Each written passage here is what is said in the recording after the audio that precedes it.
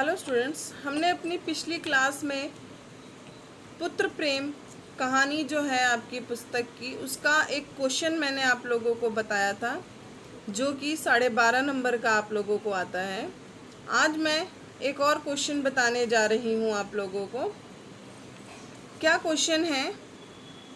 बाबू चैतन्य दास के पास मणिकर्णिका घाट पर कौन सी ऐसी घटना हुई जिसने उन्हें उनकी हृदयहीनता और आत्मशून्यता का आभास कराया?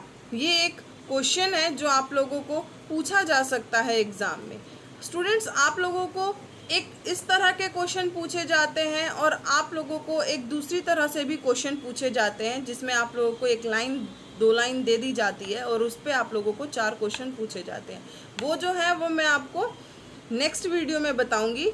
आज जो क्वेश्चन है वह ये है कि बाबू चैतन्य दास के साथ मणिकर्णिका घाट पर ऐसी कौन सी घटना हुई थी जिसने उनकी हृदयहीनता और आत्मशून्यता का आभास कराया था। इसका आंसर क्या है?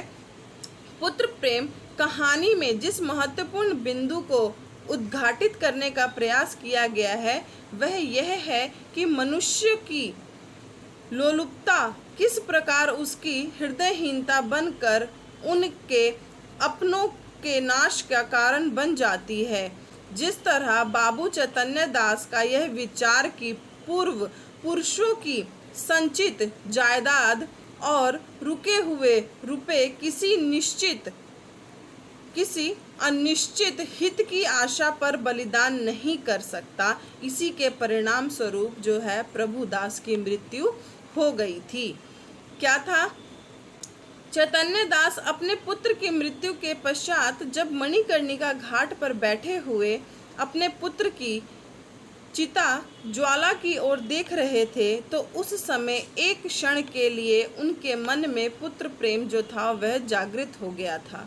वह मन में सोचने लगते हैं कि मैंने प्रभुदास को इटली न भेजकर गलती की। यदि मैं उसे इटली भेजता तो शायद वह स्वस्थ हो जाता। मैंने 3000 के मोह करके अपने पुत्र को खो दिया। बाबू चैतन्य दास का हृदय आज ग्लानि, शोक और पश्चाताप के बाणों से बंध रहा था। दुखी चैतन्य दास यह सोचते रहते हैं कि कभी धूमधाम से ढोल और शहनाइयों के साथ होती पुष्प वर्षा के बीच घाट पर एक अर्थी उतर आई। बाबू विस्मित होकर पास खड़े युवक से पूछते हैं तो उन्हें पता चलता है कि यह एक पिता की अर्थी है जिसके बीमार होने पर उसके पुत्र ने बहुत इलाज करवाया, जिसने जहाँ बताया वह वहाँ लेकर गया।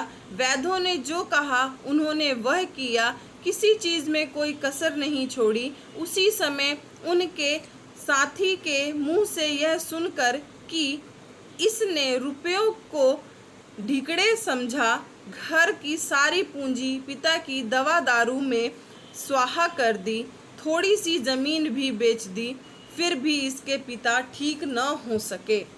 इन सब बातों को सुन युवक कहता है कि भैया, रुपया पैसा तो हाथों का मैल है, कम से कम मन में यह लालसा तो न रह गई कि कुछ और करता तो अपने पिता के प्राण बचा लेता।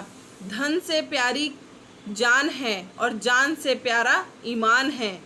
युवक के द्वारा कही गई इन बातों और इस घटना के प्रकाश में बाबू चैतन्य दास को अपनी आत्मशून्यता और अपनी हृदयहीनता दिखाई दे रही थी जो बड़ी ही भयावह थी। उनके अंदर की ज्वाला उस चिता की ज्वाला से कम दग्धकारिणी नहीं थी। इस घटना का प्रभाव जो है वह बाबू चैतन्य दास पर इतना पड़ा कि उन्होंने प्रभु दास की अंत्यज्योति में हजारों रुपए खर्च कर डाले।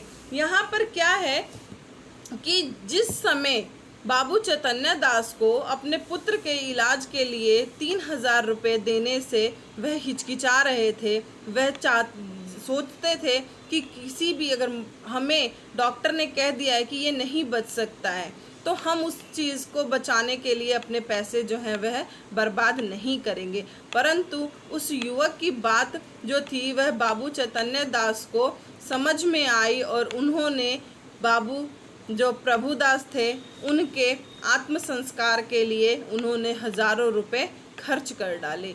ये था क्वेश्चन जो आप लोगों को पूछा जा सकता है।